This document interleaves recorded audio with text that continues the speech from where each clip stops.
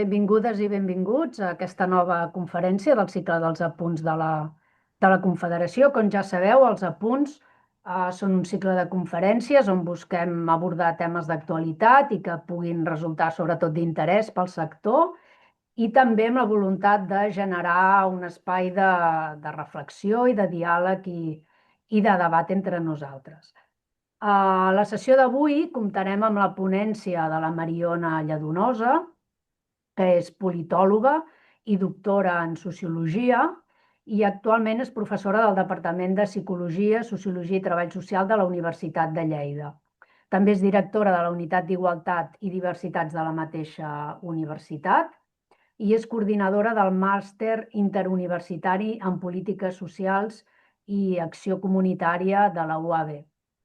Ella està especialitzada en l'anàlisi i crítica de les identitats col·lectives i els processos socioculturals contemporanis amb mirada interseccional, integrant els eixos de gènere, raça i classe en l'estudi de la construcció nacional. A la conferència d'avui, que porta per títol Més grans, més diversos reptes demogràfics del segle XXI, la Mariona ens analitzarà la transició demogràfica contemporània a Catalunya, posant el focus en dos processos que estan estretament interrelacionats i que marcaran de manera decisiva el futur del país. Un és l'envelliment progressiu de la població i l'altre és el paper estructural de les migracions. Aquestes dinàmiques responen a canvis profunds i que tenen un gran impacte a l'economia, a l'estat del benestar, a la societat en general i a la mateixa concepció de la comunitat. Doncs un tema molt interessant, molt d'actualitat i dit això, Mariona, endavant i moltes gràcies. Molt bé, moltes gràcies, Natàlia, i moltes gràcies a la Confederació per convidar-me a participar d'aquestes sessions que feu en forma d'apunts, que són certament interessants. I la veritat és que, com molt bé ha dit la Natàlia, la voluntat de la meva sessió, i permeteu-me que comparteixi pantalla amb vosaltres per poder mostrar-vos la presentació que he preparat. Aviseu-me si hi ha algun problema de visualització, però és una sessió que fonamentalment el que m'agradaria és efectivament explicar o poder debatre amb vosaltres alguns aspectes que a dia d'avui són de gran actualitat i que tenen a veure amb tres grans tendències demogràfiques que afrontarem a Catalunya al segle XXI i que, com veieu aquí, no? Doncs refereixen a qüestions que estan especialment sobre la taula a dia d'avui, que a més, no? Formen part dels debats d'opinió pública i a més formen part d'algunes dinàmiques doncs, que les entitats del tercer sector, com a nosaltres ens passa en el camp del treball social, també en termes acadèmics, doncs, veiem i observem com una dinàmica en evolució i creixent. Aquests tres grans reptes demogràfics tenen a veure amb el volum de la població, l'envelliment i la diversitat de la població, tal com la Natàlia explicava en aquesta introducció. En relació amb la qüestió del volum de la població, crec que en termes de contextualització és important explicar aquesta primera dada, i és que sabem que Catalunya, perquè se n'ha parlat molt darrerament, ha arribat als 8 milions d'habitants, en concret el novembre de l'any 2023. És una xifra significativa perquè reflecteix un creixement important, tot i les crisis del 2008 i la pandèmia de la Covid, que van tenir un fort impacte també en les formes de transformació demogràfica de moltes societats i de moviment, sobretot en termes socioeconòmics, i el que veiem és que, podríem dir sintèticament, que Catalunya ha crescut 1,8 milions d'habitants en només 25 anys. Un creixement important i un creixement impulsat gairebé majoritàriament pel saldo migratori amb l'estranger, és a dir, amb l'arribada neta de persones d'origen estranger. Un saldo migratori que, si l'haguéssim de visualitzar en termes estrictament interns en relació amb el conjunt de l'estat espanyol o en relació amb el saldo natural, és a dir, aquesta diferència entre naixements i defuncions, és negatiu. Per tant, a Catalunya, com a gran part d'Europa, els fluxos migratoris internacionals s'han accelerat amb la globalització a partir de l'any 2000.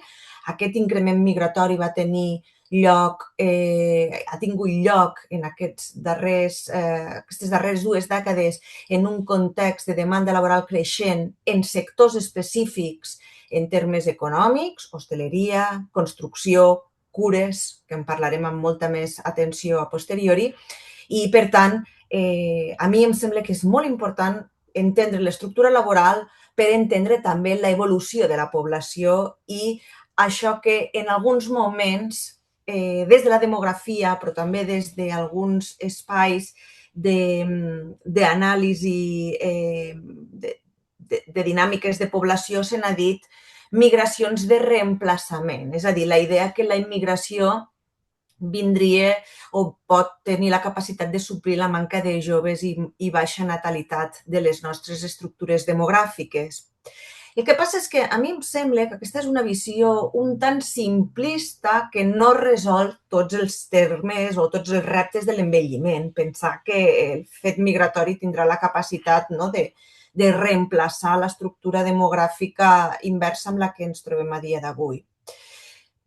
De fet, també en termes de població, perdoneu, que al fer-ho amb el ratolí, les projeccions de població que fa l'Institut tant d'Estadística com els centres d'estudi demogràfics, el que mostren és que en 3 possibles escenaris, nosaltres ens quedem aquí en l'escenari mitjà, Catalunya podria arribar als 8,4 milions d'habitants el 2041 i els 8,7 milions el 2071.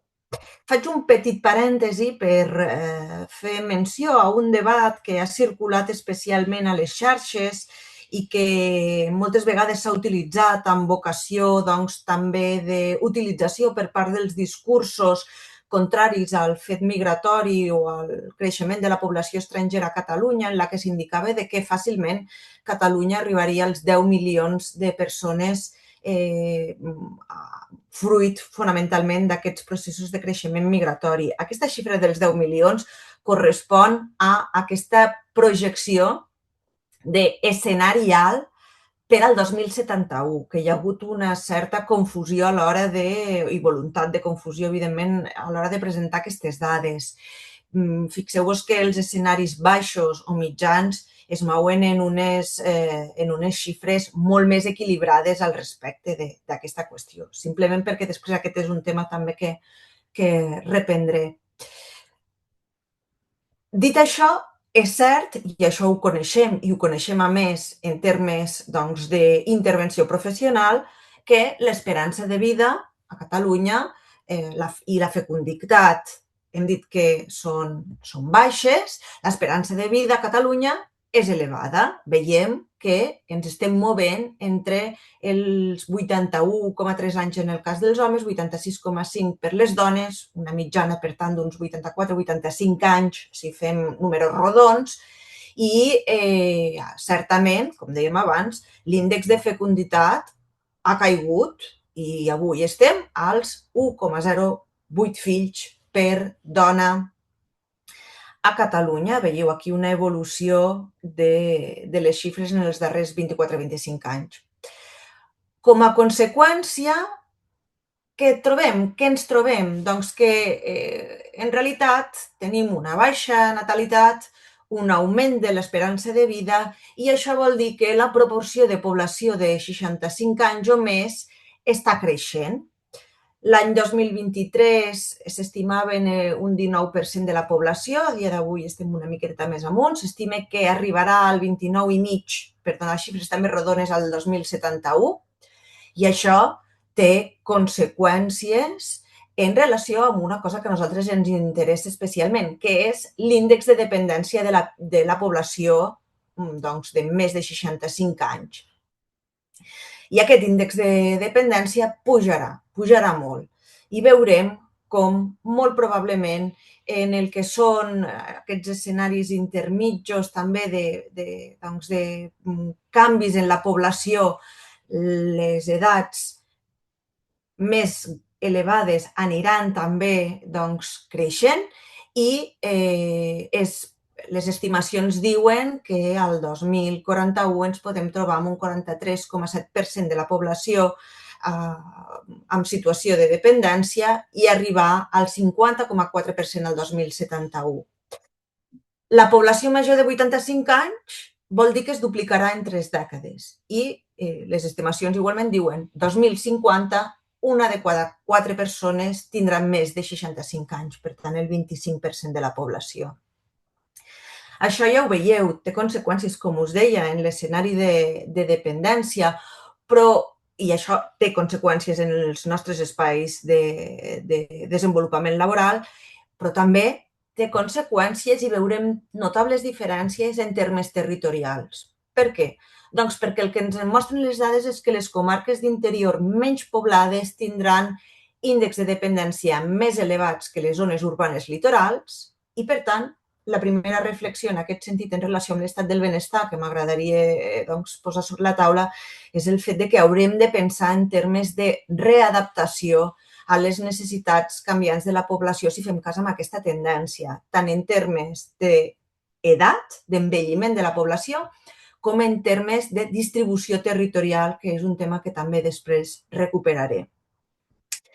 Si continuem parlant, en aquest cas, d'aquesta tercera tendència demogràfica, aquesta qüestió de la diversitat de la població, aquí és possiblement el tema que darrerament ha estat més comentat i de més actualitat en els debats sobre transformació demogràfica.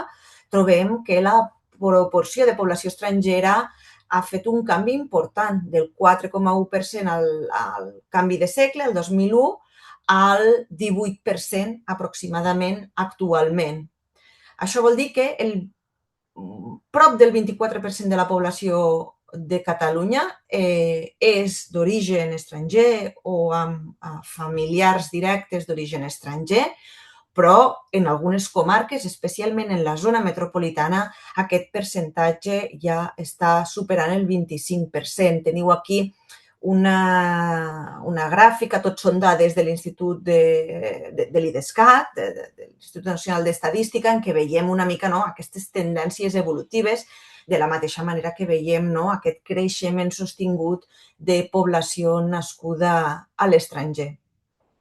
Demogràficament, persones que són molt interessants de llegir i de seguir en termes d'anàlisi demogràfic, com per exemple Jordi Domingo, parlen de metabolisme demogràfic, aquesta referència a les successions de generacions i a la diversificació d'origen, però també de rol de la migració en aquest flux generacional. A dia d'avui, d'aquests 8 milions rodons que podríem dir de població a Catalunya, el que ens trobem és que un 64% ha nascut a Catalunya, un 15% a l'Estat i per sobre d'aquest 20% a l'estranger. I aquesta població estrangera és majoritàriament jove, al voltant, un 88%, que és una xifra molt elevada, està entre els 15 i 64 anys, molt més alta que la resta de la població, comparativament, i és cert que, a més, el percentatge de naixements amb mare estrangera ha pujat significativament al 33% actualment. Si ens mirem els orígens de la població, quan a orígens el que veiem és que la majoria provenen d'Amèrica Llatina. Tenim també dades importants de població de diferents punts europeus, un 20% de l'Àfrica i un 11% d'Àsia. Veieu aquí desgranat en aquesta taula per les nacionalitats principals o els països, per ser exactes, en què trobem major nombre de percentatge de població. El Marroc, com ja sabeu, és el país amb més residents estrangers registrats actualment, i aquesta diversitat demogràfica implica un repte, segona qüestió que m'agradaria exposar, en termes de reproducció social.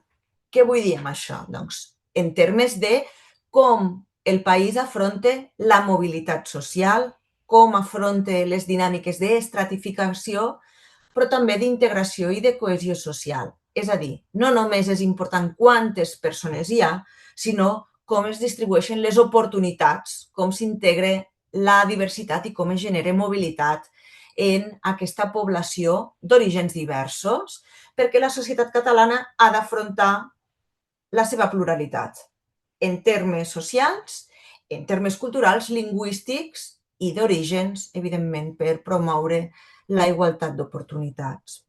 Aquestes serien les principals tendències demogràfiques amb les que ens mouríem. En termes d'estructura social, per què és important tenir en compte aquests elements? Doncs perquè lluny de ser fenòmens conjunturals, aquestes dinàmiques responen a canvis profunds amb impacte sobre l'economia, com dèiem a la introducció, l'estat del benestar, la societat i, com deia també, la mateixa concepció de comunitat. A nivell d'economia, a nivell de la relació entre economia i migració, que és un tema doncs, que també és molt actual en els debats sobre població i transformació socioeconòmica internacional, el que ens trobem és, o el que les dades ens mostren és que entre el 2019 i 2024, que són les dades amb les que actualment ens podem moure, fins al 80% del creixement del PIB que hem tingut en el cas de l'estat espanyol s'explica per l'increment de la població en edat de treballar i en relació a la taxa d'ocupació de la població estrangera. Això són dades del Consell Econòmic i Social i del Banc Central Europeu, no són dades, per tant, parcials. I el que mostren les dades és una dinàmica que es concentra sobretot en sectors intensius en mà d'obra i de baixa productivitat, on se situa majoritàriament el treball migrant. Això permet sostenir el creixement a curt termini, però reprodueix un model econòmic estructuralment precaritzat. I aquesta dependència estructural també la veiem en el cas català. Teniu algunes dades en relació a l'afiliació de persones d'origen estranger pel tipus d'activitat econòmica. Crec que no sorprendran les dades en aquest sentit, i si les agrupéssim veuríem que en les dades del 2023, que són aquestes són del 2025, però la tendència ja doncs, la veiem en aquest últim trienni. Les tasques, les afiliacions en relació a tasques de treball a la llar, agricultura i hostaleria, també construcció, són per aquest ordre, les principals en les que trobem afiliats d'origen estranger. A finals del 2025, el nombre de persones treballadores estrangeres afiliades a la Seguretat Social va assolir un màxim històric, prop de 700.000 afiliats, gairebé el doble que una dècada abans, i en només 10 anys el pes de treball migrant ha augmentat 6 punts percentuals fins a representar una cinquena part del total d'afiliacions, evidenciant que la centralitat del treball migrant és estructural en el sistema productiu català. Què és el que passa? Contradiccions que ens trobem en termes de sistema i de sistema internacional, que aquesta dependència econòmica que ens mostren les dades coexisteix amb polítiques migratòries de tendència restrictiva que dificulten moltes vegades situacions de desprotecció legal i exclusió social que el mateix Consell Econòmic i Social d'Europa reconeix com una tensió estructural entre control migratori i necessitats econòmiques, no? L'enduriment de control de fronteres, tot allò que té a veure amb dinàmiques d'irregularitat, precarietat, economia submergida, etc. Una segona dinàmica que abans m'hi referia breument és el fet de que hem de ser molt conscients de la distribució de la població, dels desequilibris territorials que trobarem. Catalunya no només creix o de què creix, sinó que també es concentra. Fixeu-vos, no?, en aquesta representació territorial en què veiem que es preveu en termes de futur una concentració cada vegada més elevada al litoral i prelitoral, i fins al punt que el 2041 es preveu que el 56% de la població visqui en grans ciutats i el 86% a les comarques litorals i prelitorals. Per tant, les àrees metropolitanes absorbeixen població, absorbiran oportunitats i serveis, i això ens presenta un repte en el que són comarques d'interior rurals en termes de despoblament i envelliment, però també pèrdua d'activitat econòmica, i això també mostrarà una fractura en què trobarem territoris amb sobrecàrrega de serveis i territoris amb infrautilització o pèrdua de capital social. Per tant, una cosa que ja sabem i que s'ha dit prou vegades és que el codi postal i territorial determina cada cop més les oportunitats vitals, i això té implicacions directes sobre l'estat del benestar, perquè suposarà més cost per garantir serveis universals en territoris dispersos, més desigualtats d'accés, tensions en habitatge i mobilitat de les zones densament poblades. Aquesta ja és una dinàmica que observem plenament en les nostres societats, i, per tant, en termes de planificació territorial i justícia espacial i intervenció social, doncs aquesta serà una dinàmica que hem de tenir molt en compte. Al mateix temps, en relació a la qüestió del treball, a la que abans em referia, hem de tenir en compte que el que tendim és a dinàmiques de creixement econòmic sostingut amb una tendència ja estructural al treball vulnerable, que reforça moltes vegades la dependència estructural entre aquestes formes de desprotecció dels drets i treball. En termes de dinàmiques de vulnerabilitat social i en relació específicament a la població estrangera, a mi m'agradaria fer esment a un tema que coneixeu molt bé des de la vostra pràctica professional, i és el fet que la vulnerabilitat social en relació a la població d'origen estranger veiem que no té capacitat de modificació després de les transferències socials. És a dir, que l'impacte de les transferències socials específicament en la població d'origen estranger és molt més baixa que en les persones d'origen autòcton. I, per tant, l'accés a drets moltes vegades trobem que queda limitat a serveis socials bàsics i a prestacions d'urgència, amb itineraris molt més fragmentats, amb documentació, demandes de documentació que moltes vegades són especialment dificultoses, no?, en relació a la situació administrativa, i això, especialment en la població d'origen extracomunitari, té un impacte més gran. Estic convençuda que el resultat d'aquesta dependència estructural també la veieu molt clarament en el tercer sector, perquè és el tercer sector qui cobreix necessitats bàsiques. Per exemple, gairebé la meitat de les persones ateses per Càritas Barcelona, per posar un exemple, es troben en situació irregular. Per tant, són les entitats del tercer sector les que directament poden intervindre sobre determinats conjunts de població que encara estan en situació de més vulnerabilitat administrativa. Les desproteccions d'aquest tipus es tradueixen, ho sabem perfectament, en exclusió residencial, especialment en infància d'origen migrant, en menors no acompanyats, que sovint transiten per dispositius temporals, reforçant trajectòries d'institucionalització i inestabilitat.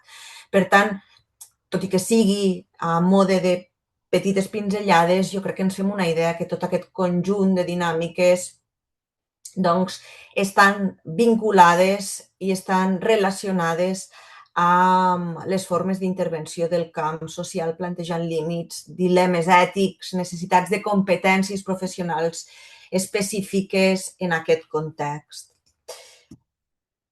Una qüestió que també és molt important i que crec que no podem passar per alt i és allò que els darrers estudis de població mostren i és el que en diem la fragmentació de la convivència. És a dir, una tendència creixent cap a llars més petites, amb un increment notable de persones que viuen soles o en famílies monoparentals, la qual cosa doncs, genera noves necessitats en termes socials. A dia d'avui, una quarta part de les llars a Catalunya són unipersonals, més d'un 10% monoparentals i 320.000 persones grans viuen soles, el que suposa haver de contemplar l'aïllament com un risc social. Per tant, el fet que cada cop més persones visquin soles, això lligat amb la tendència al sobreenvelliment, a les dificultats d'emancipació de la població jove, també, evidentment, i en qualsevol cas fa que la solitud no volguda també esdevingui una forma de precarietat estructural que haurem de contemplar en les mateixes dinàmiques de població i també de canvi demogràfic, perquè exerciran pressió sobre els serveis socials, no? Llars més petites, que moltes vegades tenen una xarxa de suport familiar més feble i una demanda creixent de cures i serveis sociosanitaris que tindrà impacte pel tercer sector, per les polítiques públiques i per també dinàmiques de feminització que no reculen en les formes de reproducció social. Aquest és l'altre element al que em voldria referir. Un dels canvis importants a tenir en compte també és el fet que aquesta societat de les cures, per a tot aquest seguit de dinàmiques que acabo d'explicar, fa també que doncs, ens trobem amb una societat molt més dependent i en situacions de dependència i de cures. Jo crec que és important tenir en compte que l'estat del benestar espanyol, quan neix, igual que els grans pactes socials europeus, partien d'un context demogràfic molt diferent. Població jove, un mercat laboral en expansió, cotitzants doncs, per pensionista, famílies que assumien gran part de les cures, i avui aquest equilibri s'ha trencat. Tenim menys cotitzants per sostenir les pensions, més despesa en dependència i sanitat, més llars unipersonals, menys capacitat de les famílies per assumir cures i, per tant, el sistema que estava pensat per protegir davant riscos més delimitats es troba ara gestionant necessitats cròniques i permanents molt més complexes. I això ens obliga a replantejar el model. El model en aquests termes que teniu a pantalla, no? De professionalització, serveis, conciliació, etc. I, en definitiva, passem d'una societat del treball productiu a una societat on les cures esdevenen centrals i hem de tenir molt clar que en el marc de la reconfiguració, sobretot neoliberal, del treball, la feminització de les migracions emergeix com un element central dels fluxos migratoris. Sí? En termes de treball, la diversitat o les migracions no poden explicar-se només com a decisions individuals, són processos vinculats a estructures profundes de les condicions materials de vida i, per tant, en aquest sentit, hem de tenir molt clar que el treball a dia d'avui té una vinculació molt clara amb les dinàmiques globals del capitalisme i la mà d'origen migrant treballa doncs, en aquest context. Tenim aquí algunes dades que m'agradaria presentar-vos. Són l'estructura laboral del país. Ja veieu que és una estructura laboral en la que creixen progressivament els contractes en termes temporals i parcials i els veiem especialment representats en la població migrant. És una economia molt tercialitzada, la nostra, amb una gran dualitat entre contractes estables i temporals, i també veiem bretxa salarial que coneixem. La feminització contractual jo crec que també és important de tenir-la en compte perquè també ens mostra dades, no? Ens mostra dades d'aquesta tendència a la que m'estava referint. Ho veiem també, si mirem dades d'activitat, ocupació i atur, perquè també aquí tenim, jo crec que, qüestions que són rellevants en termes d'estratificació de l'estructura laboral i també hem de tenir present una qüestió que és important, i és que la incorporació de població migrant al mercat de treball genera el que se'n diu un efecte de composició. Què vol dir això? Doncs que una part de la població autòctona es desplaça cap a ocupacions més qualificades, de manera que la migració no només cobreix llocs de treball més precaritzats, sinó que contribueix a reordenar jeràrquicament el mercat de treball. Jo abans em referia a la idea de la feminització, perquè en la feminització i reproducció sexual del treball, que en diem des de la sociologia, això es veu molt clarament, no? Ho veiem molt clarament en determinats sectors, en condicions de treball, en formes de mobilitat específica i especialment en l'àmbit de les cures, on sabem, no, que doncs, tenim ja unes cadenes de cura transnacionals que expliquen la nova forma de cobrir el treball, que podríem dir doncs, domèstic o de cures, i que aquí la feminització de les migracions és especialment important. Ho veiem també en el camp de la neteja, ho veiem també en el camp de l'hostaleria. Són sectors aquests que han funcionat històricament com la principal porta d'entrada al mercat laboral per dones migrants o en situació de vulnerabilitat econòmica, però a més estem veient també una constant substitució de dones migrants de diferents orígens, especialment en relació amb alguns territoris com Filipines, diferents països d'Amèrica Llatina, el Magreb o Europa de l'Est, i que s'ha naturalitzat com a procés de concentració que no és accidental, sí? Que no és accidental per totes aquestes condicions que ja hem anat explicant. Jo no voldria extendre'm excessivament en aquesta qüestió, perquè crec que coneixeu bé, no, les dinàmiques, però sí que m'agradaria citar una investigadora interessant en el camp dels estudis de gènere, la Maya Pérez Orozco, que explica que aquest procés s'inscriu en una crisi de la reproducció social. És a dir, una dificultat creixent de les nostres societats contemporànies per garantir col·lectivament les tasques per sostenir la vida quotidiana, no? La cura, la criança, l'atenció a la dependència i el manteniment de les llars, i que davant d'aquesta crisi els països del nord global no han optat majoritàriament per ampliar la provisió pública de cures, sinó per externalitzar-les cap al mercat i de manera molt clara cap a la immigració.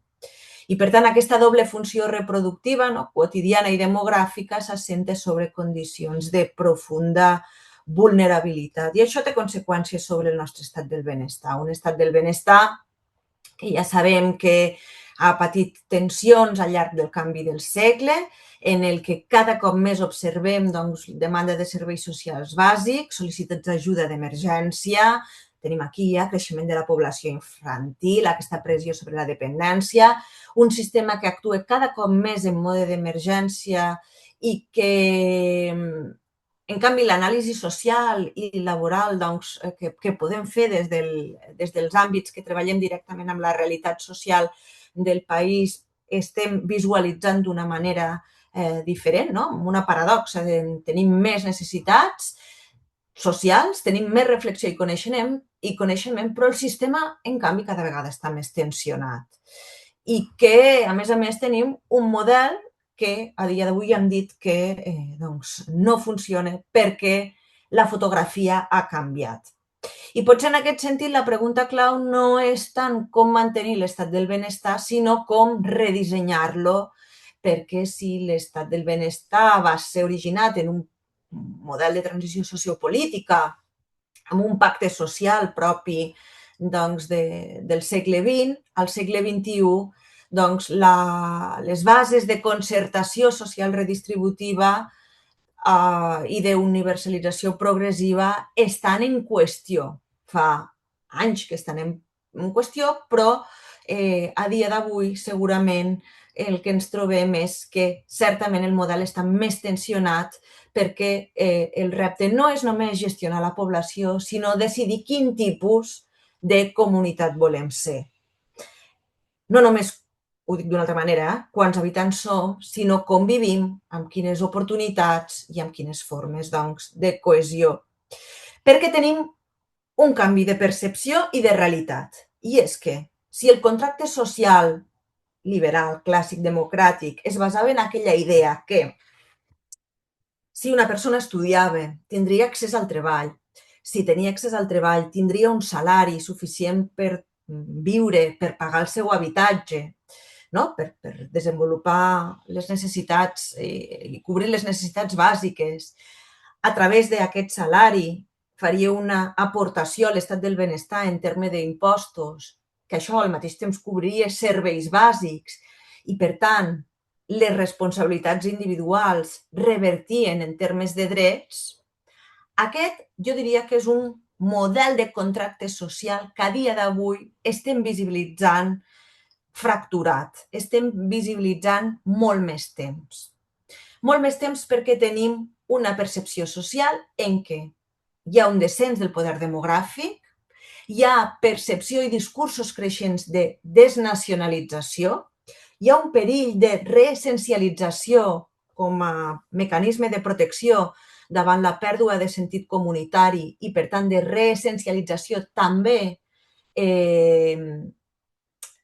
en relació amb l'estat del benestar, i les temptacions de caràcter més pròpiament etnicistes no deixen de ser una forma de reempoderament davant de la pèrdua de control polític i d'auge d'aquests discursos neoliberals i anarcoliberals fins i tot creixents. Per això, jo, que és un dels meus camps d'especialització, crec que és molt important vincular tota aquesta relació de transformació demogràfica i d'impacte sobre els estats del benestar en els perills que això ens porta en relació amb un creixent nacionalisme del benestar o xovinisme del benestar, que també se n'ha dit, que és aquella idea bàsica que l'estat del benestar sí, però que ha de protegir els de casa abans dels de fora, per dir-ho fàcilment. Prioritzant o restringint l'accés de la població entre autòctona i no autòctona. És a dir, no és un model de nacionalisme de menys estat del benestar, sinó de benestar més excloent. Històricament, el model europeu de benestar es basava en la idea de la solidaritat intergeneracional, de l'accés als drets vinculats a la ciutadania o a la residència. Però el marc mental s'està transformant. No és una transformació nova, és a dir, segueix una línia evolutiva dels discursos més pròpiament neoliberals, però és cert que després de les crisis financeres i les polítiques d'austeritat percebem saturació de serveis dels centres de salut, en termes d'habitatge, en termes d'ajudes socials, percebem més competència per recursos escassos. Això està passant a tota Europa. Veiem que és una tendència que el que cada vegada més posa sobre la taula és condicionar drets socials a la integració, mentre que la paradoxa de la realitat que he intentat explicar i mostrar és que si veiem les dades, la participació en el sistema és, jo crec que estable o que no està alterada de la mateixa manera que mostren aquest tipus de discursos emocionalment mobilitzadors que fa sensació de protecció identitària perquè es considera que tindran menys costos fiscals a curt termini. Per tant, el nacionalisme del benestar augmenta just quan el benestar en realitat s'afebleix. I aquests discursos nacionals estan creixent i estan creixent també a casa nostra, estan creixent a Catalunya i s'està fent èmfasi en la població, en la immigració, en el volum d'habitants com a claus de futur, amb un gir demogràfic dels discursos tradicionals que havien tingut capacitat hegemònica en els marcs de construcció nacional a Catalunya. i per tant mostra també que la ultradreta no és un fenomen marginal o aquesta dreta populista, si voleu, sinó que és un símptoma de canvi d'hegemonia també en el nostre context.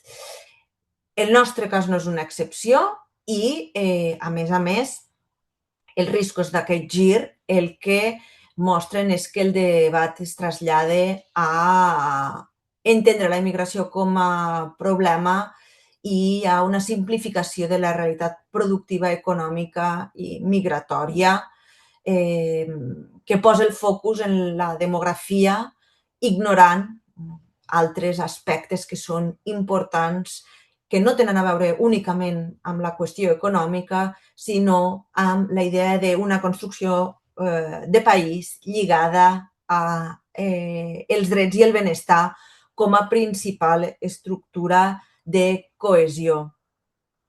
Hi ha alguna qüestió que jo ara no m'hi extendré, però que crec que és molt interessant i que potser al debat podem acabar d'estendre, que és de quina manera també els partits convencionals estan incorporant discursos de partits de la dreta radical o de l'extrema dreta i com aquesta tendència que també estem veient, visualitzant quan fem anàlisi política a casa nostra, doncs mostra estratègies que lluny de, d'alguna manera, poder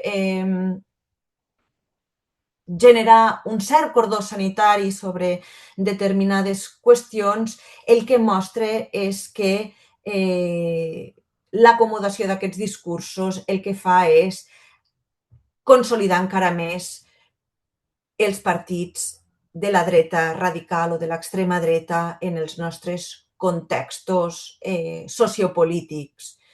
Per tant, desplaçar els discursos precisament cap a aquest lloc que de vegades s'intenta contenir a través d'estratègies d'acomodació o d'incorporació més subtil a través dels discursos dels partits convencionals, diguem-ho així.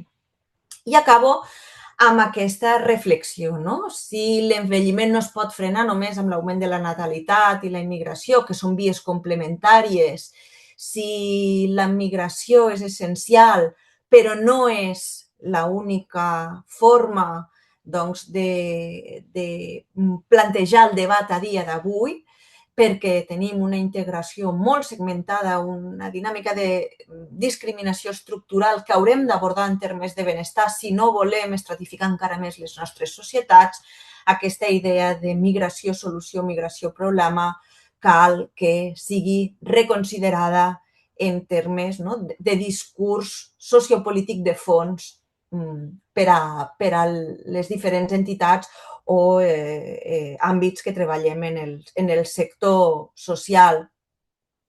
I això per mi és important perquè obliga a problematitzar críticament discursos moltes vegades centrats exclusivament en la responsabilitat individual o que posen el focus en les persones que nosaltres atenem i que no deixen de contribuir en certa cronificació de la intervenció d'emergència. Per mi la reflexió final seria quan l'accés als drets deixa de ser la base de la intervenció, la nostra pràctica professional, la nostra mirada també cap a l'estat del benestar, tendeix a desplaçar-se cap a la gestió de l'excepció, assumint com un horitzó permanent allò que hauria de ser transitori. I, per tant, aquí hi ha una forta necessitat de reflexió en el que és el marc institucional col·lectiu, com a societat. Perquè l'estat del benestar no és només redistribució econòmica, també és benestar en si mateix. No? Com determinem la definició de benestar?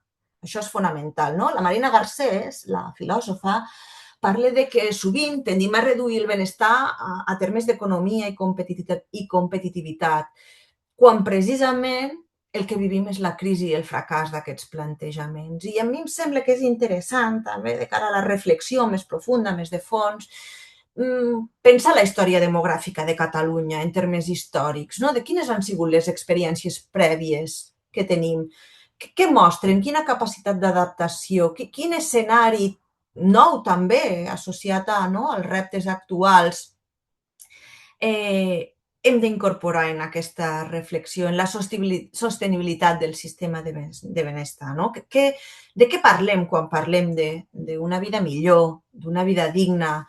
Quines implicacions ètiques i polítiques té aquesta pregunta en termes comunitaris, en termes d'enfocar les nostres polítiques socials i, per tant, també la nostra intervenció en aquests tres grans reptes que conformaran l'experiència de les nostres entitats i dels nostres sectors de treball en les properes dècades.